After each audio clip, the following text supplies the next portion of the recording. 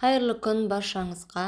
Құрамында қанты жоқ, глютенсіз блинчики дайындаймыз.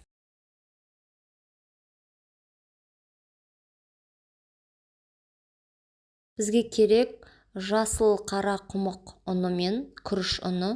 Бұны мен эко-магазиндерден аламын.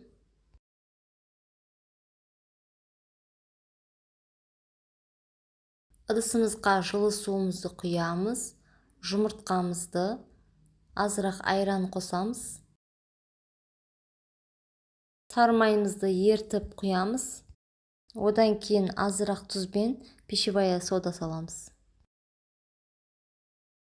Жасыл гречка ұны мен күріш ұнымызды салып, жақсылап араластырып аламыз.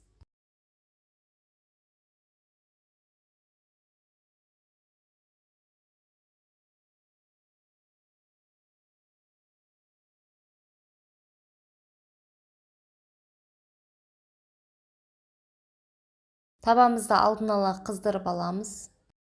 Осылай күнделікті жасап жүрген блинчиктеріміз сияқты жасай береміз. Бұл да жабыспайды.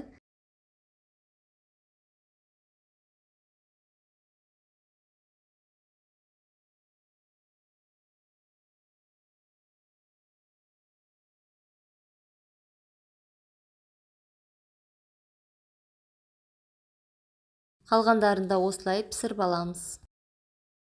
Осы глютенсіз блинниді өзім үйде күніге жасаймын. Жасалу жолы өте оңай. Рецептін осылай жасап көріңіздер, көңілдеріңізден шығады деген ойдамын.